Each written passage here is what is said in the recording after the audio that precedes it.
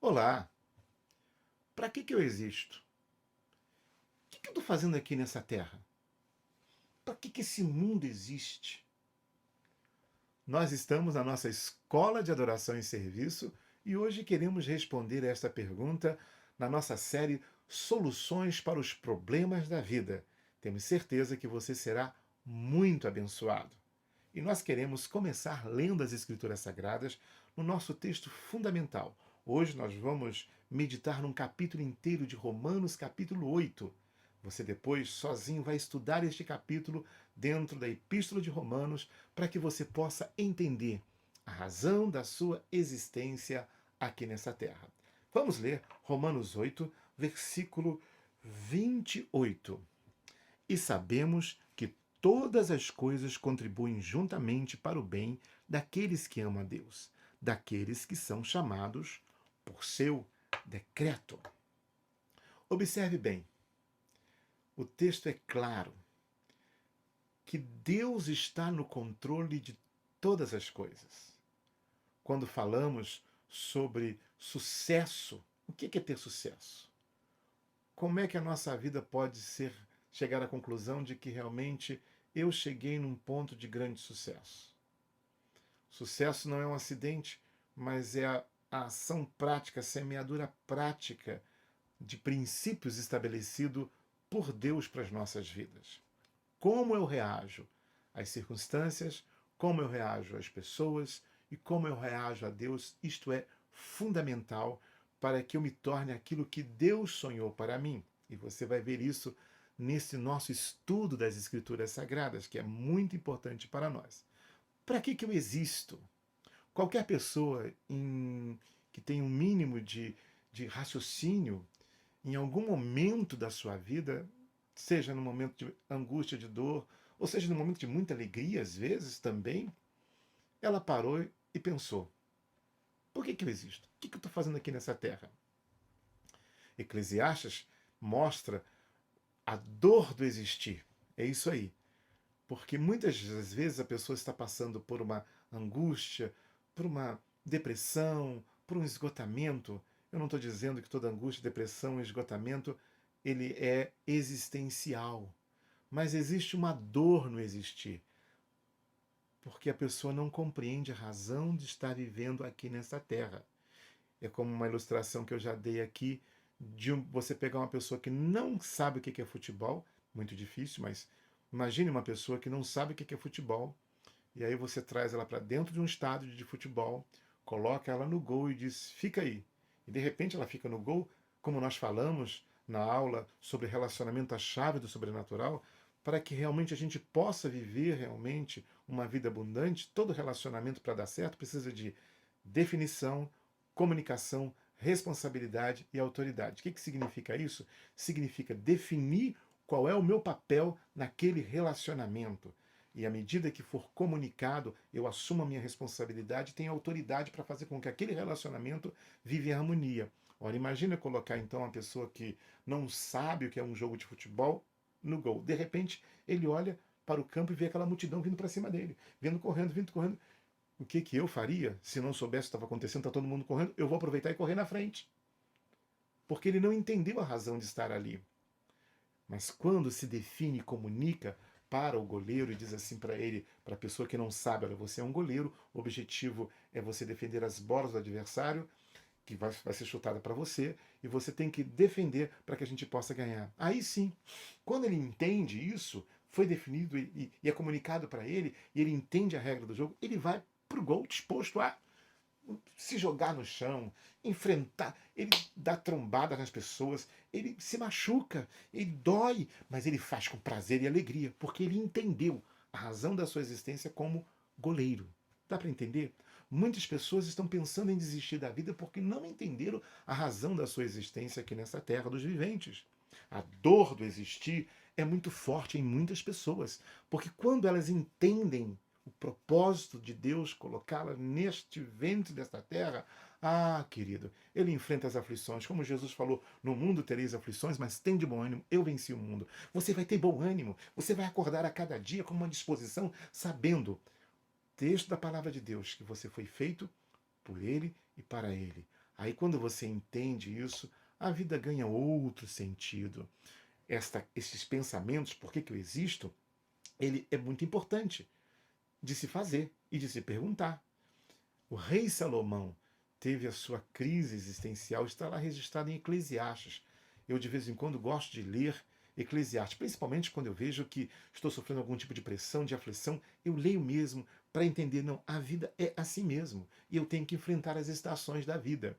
Salomão, ele diz assim no livro de Eclesiastes: ninguém foi tão sábio quanto eu, ninguém foi tão rico quanto eu, ninguém teve tanto poder quanto eu. Mas ele fala assim: melhor ser rico do que ser pobre, mendigo. Mas do que serve a riqueza se o mendigo e o rico vão parar na sepultura? Melhor ter conhecimento do que não ter nenhum entendimento acerca da vida e da existência. Ele diz: mas o que adianta?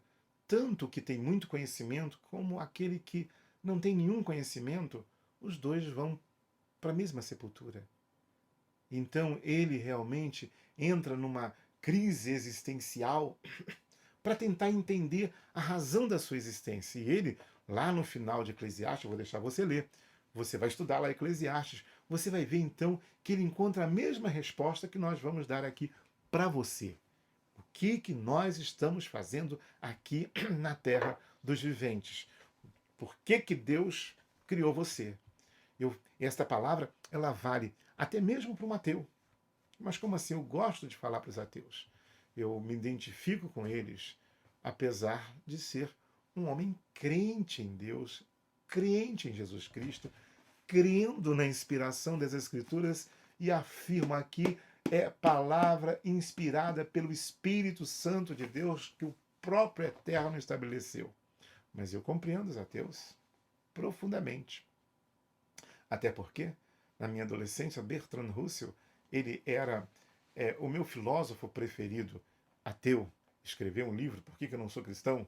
Então, veja bem, evidentemente que eu entendo bem os ateus, porque é uma fronteira muito fininha.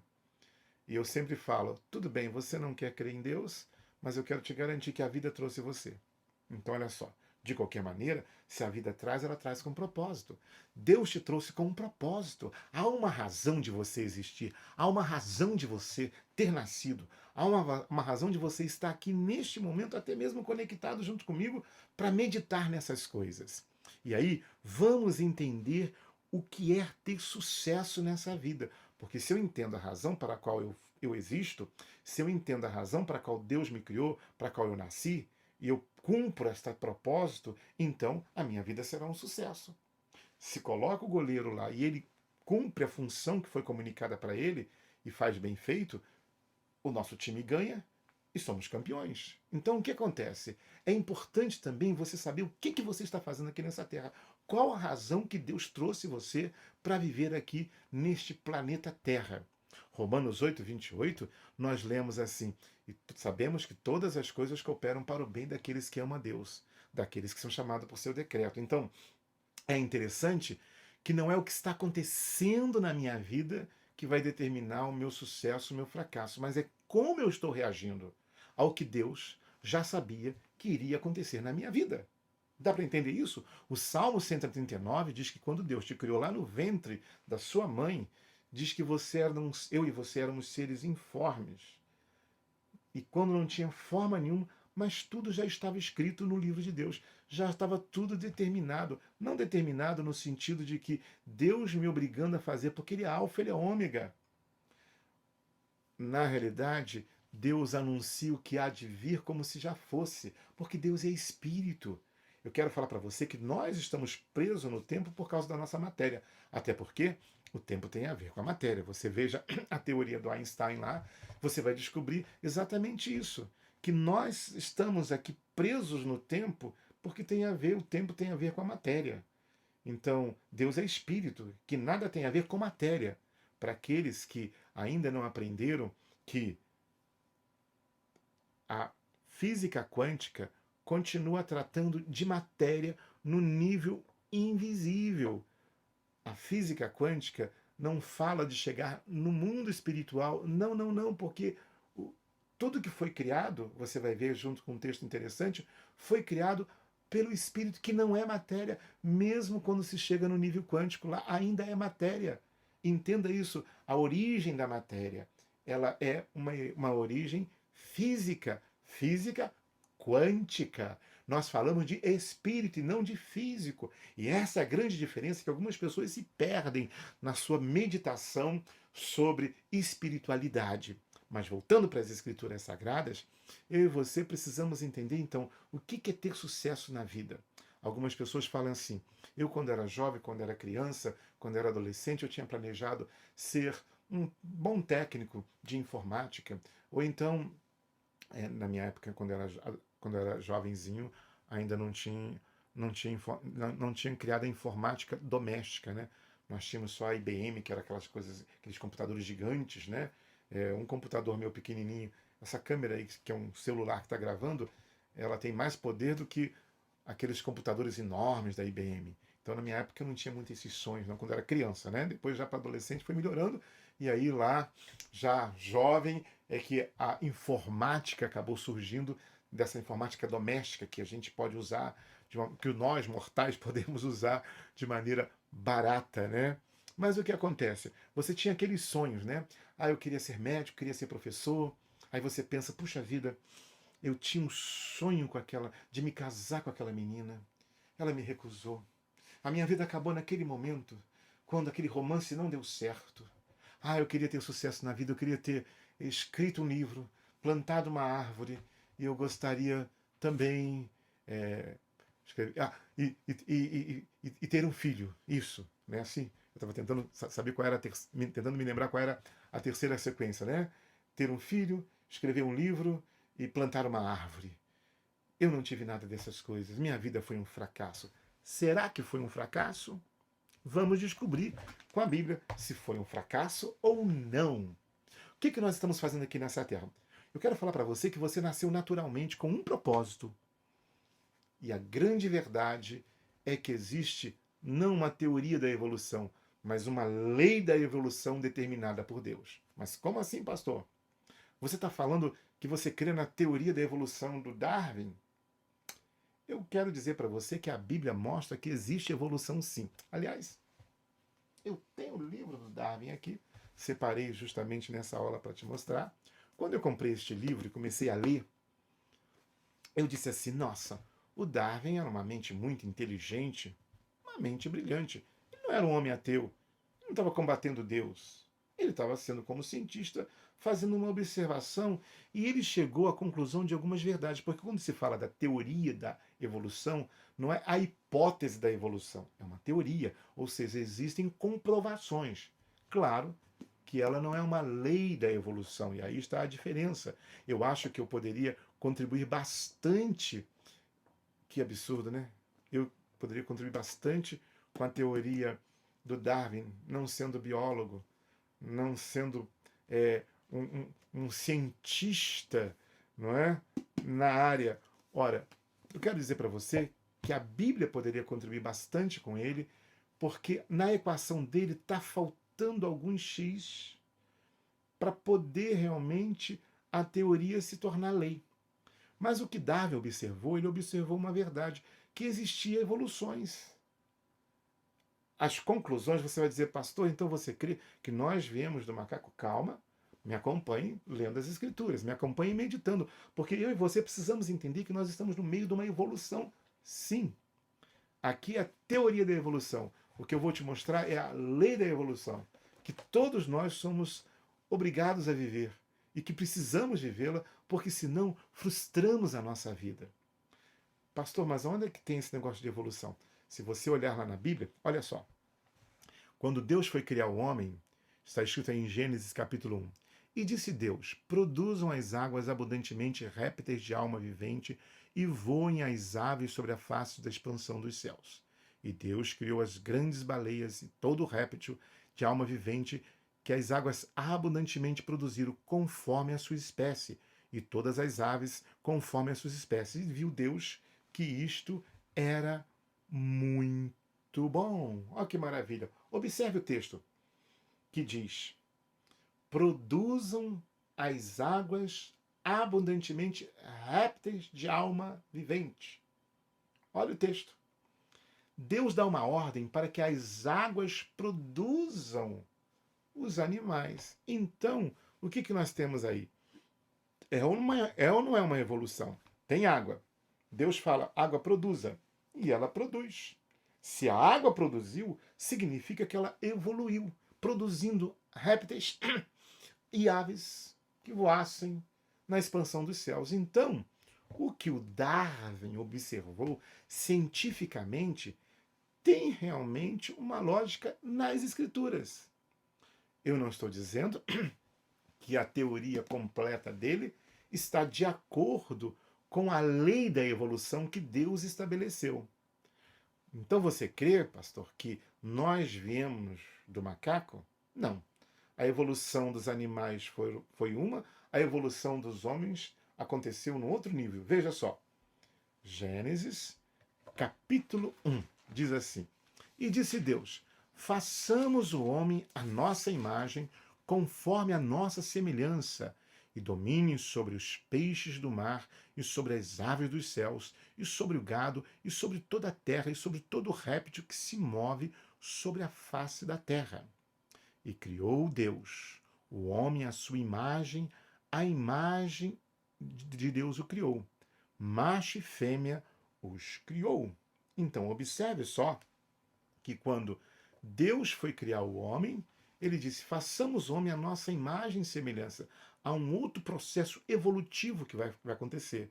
De onde, olha só, Gênesis 2, o versículo 7 que está aí, eu botei capítulo 1 ali em cima, mas corrigindo, o versículo 7 é do capítulo 2.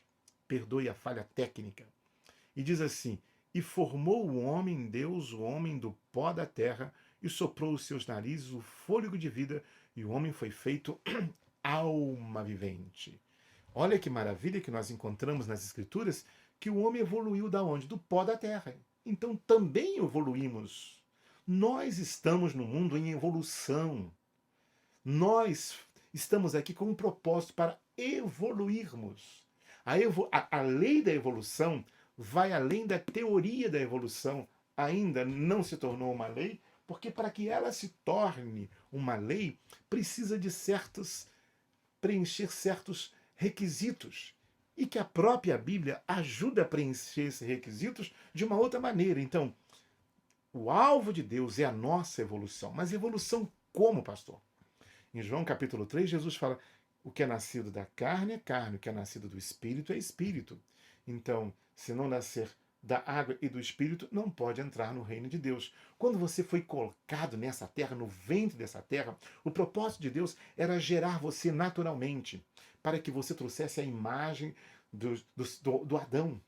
E se Adão não tivesse caído, seria uma imagem perfeita, com a imagem eterna do Criador.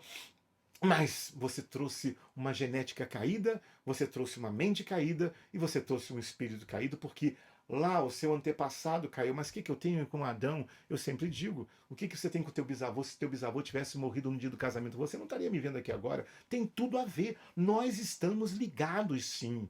Então, nós trazemos a imagem do natural. Por isso, Deus amou o mundo e enviou Jesus para nos reconectar.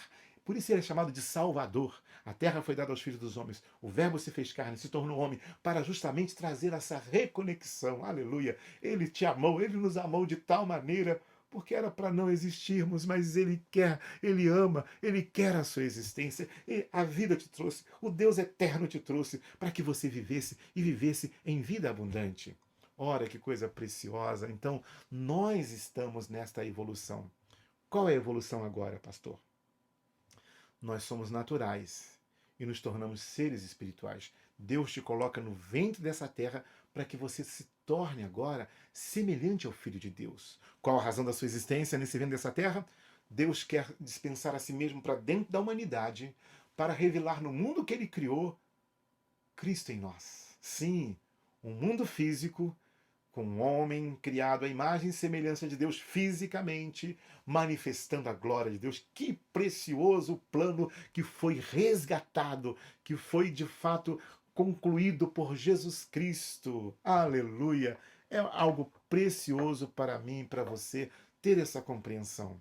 O objetivo de Deus, então, é que você seja semelhante a Jesus. Vamos ver nas Escrituras Sagradas que eu não estou cometendo nenhuma loucura. Então, voltando lá em Gênesis antes, você olha só, olha essa figura.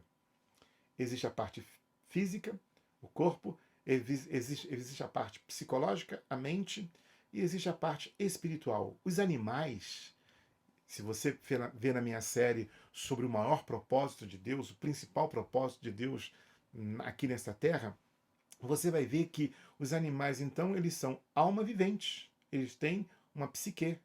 A diferença é que nós fomos criados à imagem e semelhança de Deus. Nós somos espíritos e que podemos manter comunhão com o eterno. Esse luminoso, essa disposição de querer Deus, de amar a Deus, de buscar a Deus. Nenhum animal, mesmo os símios que têm o QI mais próximo com o ser humano, eles não têm isso, porque eles têm alma, eles não são criados à imagem e semelhança de Deus. E isso faz uma completa diferença na nossa existência. Você precisa entender a razão da sua existência aqui nessa terra para ficar no gol, enfrentando as aflições da vida com bom ânimo, entendendo que Deus não só quer manifestar-se através de você, mas também Ele quer que você ande nas boas obras que Ele preparou aqui na sua existência curta que Deus determinou para que você possa viver, então, eterno propósito dele nesta terra. Vamos ver o que a Bíblia fala sobre este propósito de Deus. Olha só, Efésios capítulo 4, verso 13 diz assim: até que todos cheguemos à unidade da fé, ao conhecimento de Filho de Deus, a varão perfeito, à medida da estatura completa de Cristo. Olha, o alvo de Deus é que você chegue à medida de varão perfeito. O único homem perfeito que manifestou-se nessa terra se chama Jesus Cristo. Olha só que maravilha. Repito, o único homem perfeito nessa terra se chama Jesus, o Cristo. Há um só mediador entre Deus, o Pai e os homens. Jesus Cristo, homem. Está escrito aqui na Bíblia. O homem perfeito.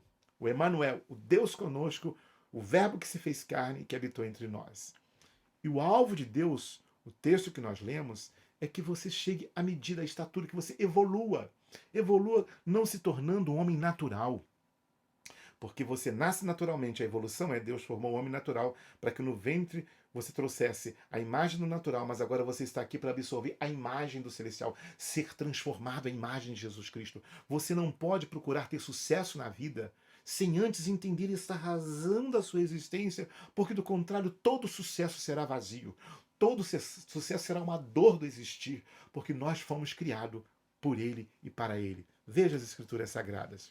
2 Coríntios capítulo 3, verso 18. Mas todos nós, com cara descoberta, refletindo como num espelho, a glória do Senhor, somos transformados de glória em glória, na mesma imagem como pelo Espírito do Senhor. Olha que maravilha! Nós somos transformados à imagem do Senhor. Então veja, qual é o propósito de Deus?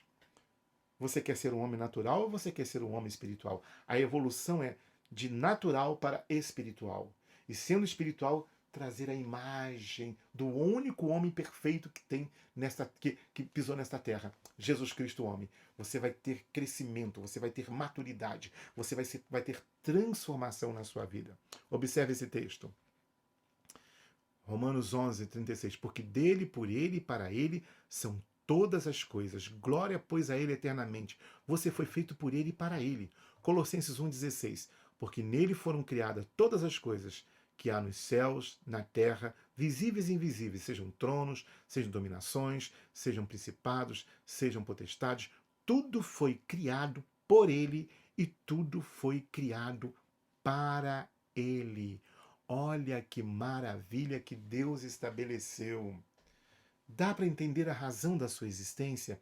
E aí nós vamos entrar num ponto importante aqui agora. Por quê? Deus quer que você tenha maturidade. Como é que Deus faz isso? Como é que Deus faz essa transformação? Romanos capítulo 8 nos mostra exatamente que essa terra está em agonia, porque o homem se desconectou de Deus. Os ecologistas estão certos, sim. Tudo, o ecossistema faz parte de todas as coisas no sentido de que o que acontece num lado do planeta vai refletir no outro. Eu e você estamos inseridos nesse ecossistema.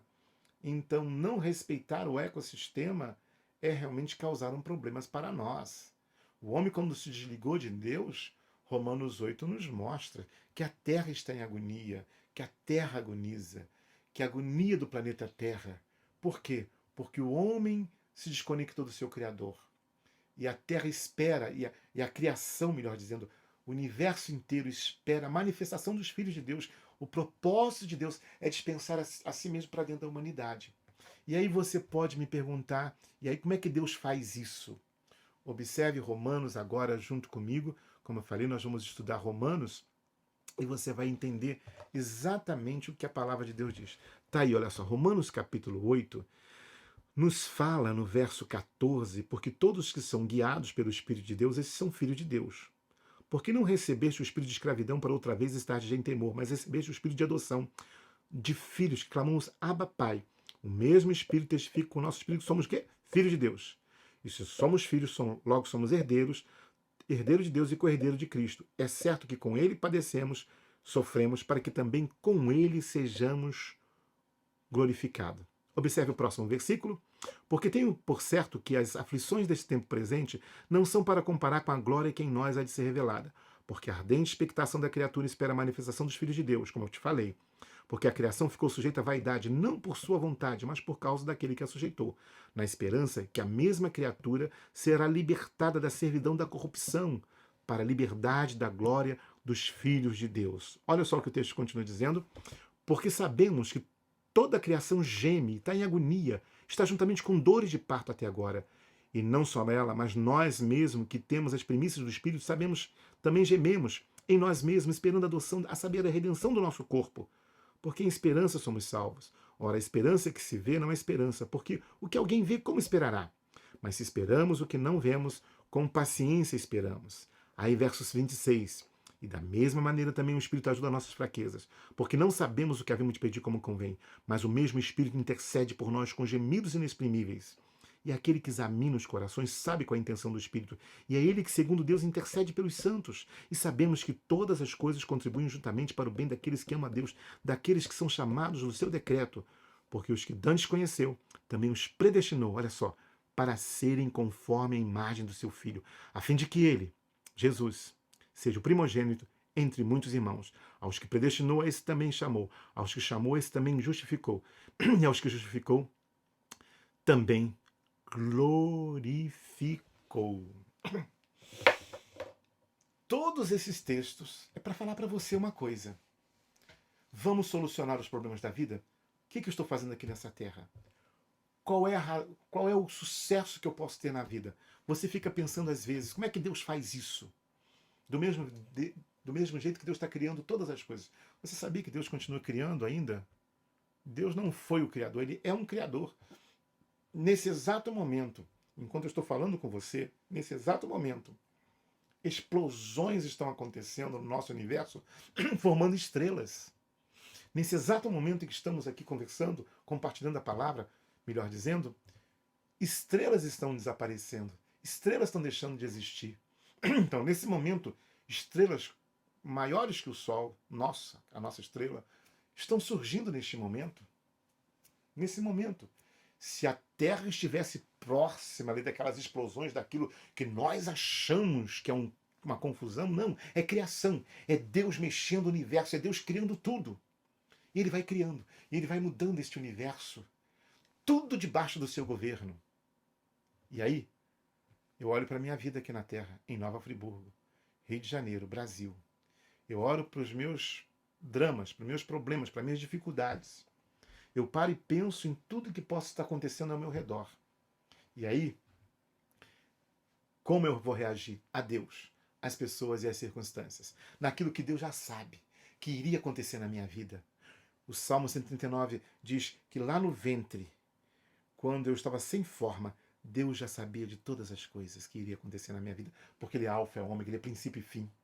Ele é Espírito, Ele sabe tudo. Então, como eu vou reagir àquilo que Deus já sabia que iria acontecer na minha vida neste momento? Ele já sabia que hoje você estaria no meio de uma pandemia. Você acha que Deus foi pego de surpresa? Você acha mesmo isso? Todo o poder está dado a Jesus nos céus e na terra para intervir na nossa vida. Lá no Apocalipse, quando João observa tudo isso, guerras, pestes, terremotos. João chorava muito porque ninguém podia abrir o livro sequer olhar para ele, mas ouviu-se a voz: não chores, eis aqui o leão da tribo de Judá que venceu. Ele é digno não só de olhar, mas abrir o livro, intervir na nossa história e fazer com que todas as coisas cooperem para o nosso bem. Assim, eu penso, puxa vida, você pensa, eu queria ser um professor. Hoje eu não sou um professor. Hoje eu estou trabalhando na área da informática, mas o que eu queria mesmo era estar numa sala de aula. Ou então eu queria ser um médico. Eu queria ter me casado com aquela menina e ela não se casou comigo. Meu querido, eu quero trazer uma boa notícia para você.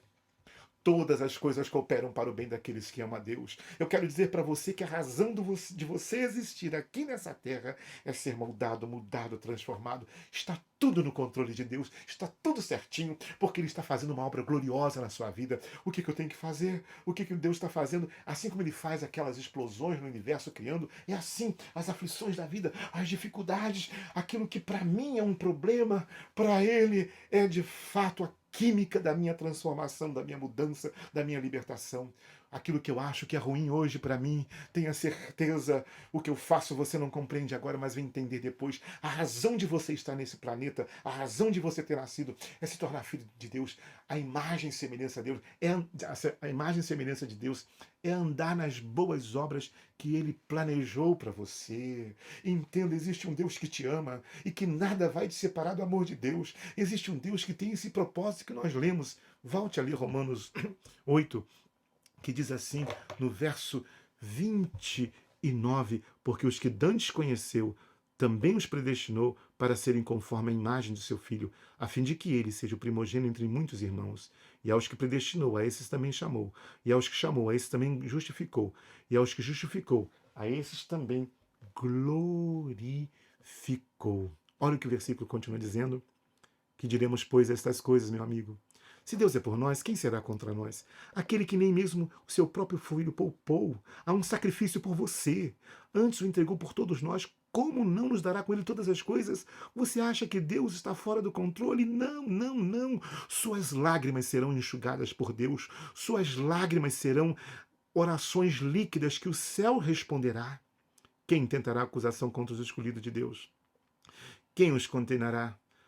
Pois é Cristo que morreu, ou quem ressuscitou dentre os mortos, o qual está à direita de Deus e também intercede por nós. Quem nos separará do amor de Cristo? A tribulação que você está passando? A angústia? A perseguição? As dificuldades financeiras? A fome? A nudez? O perigo? A espada? Não, não, não. Como está escrito, por amor de Ti, que somos entregues à morte todo dia.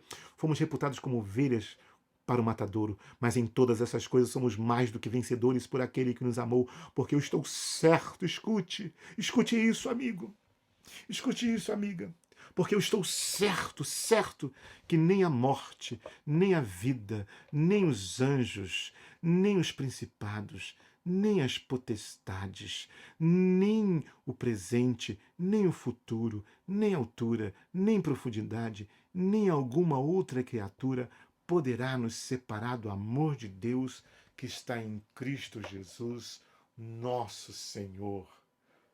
Amém. Aleluias.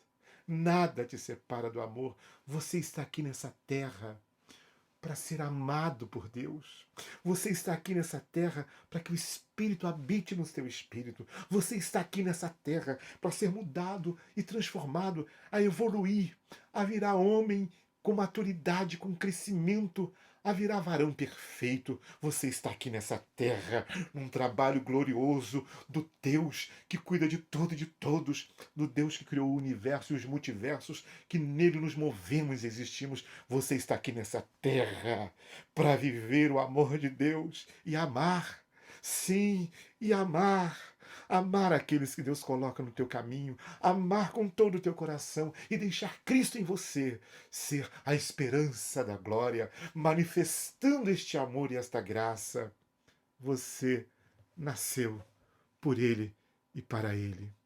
Pai, eu quero orar neste momento, pedindo revelação e graça para os nossos corações, que aquilo que é uma lágrima hoje, Deus amado, ela virará celebração um dia. Aquilo que é lágrima hoje, Deus amado, é oração e adoração diante de Ti, porque nós cremos que cada um que está conectado conosco nesse momento terá a tua revelação, terá a tua inspiração e a tua presença, nos fazendo entender que em todas as coisas somos mais que vencedores, que teu Espírito intercede por nós com gemidos inexprimíveis, ó Pai amado, para nos transformar à imagem de Jesus.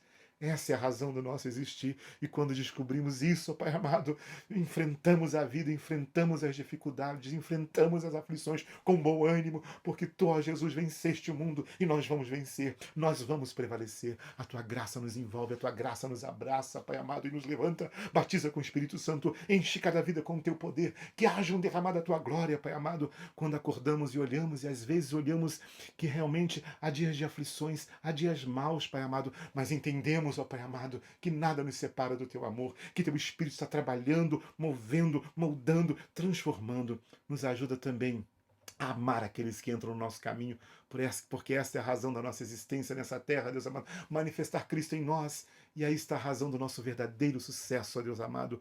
Não importa se alcançamos muita prosperidade financeira, muita prosperidade intelectual, muita prosperidade profissional, Deus amado, muita prosperidade relacional. Tudo isso é inútil, como Salomão disse, e ele termina dizendo: o fim é teme a Deus, se entrega a esta graça. Nós queremos nos entregar à tua graça, Pai, e viver por ti e para ti. No nome do Senhor Jesus, enche-nos com teu Espírito Santo. Que o amor de Deus Pai, que a graça do Senhor Jesus e a comunhão do Espírito seja com teu coração. Até a próxima aula. Eu espero que Deus te encha do Espírito abundantemente. Um beijo no teu coração.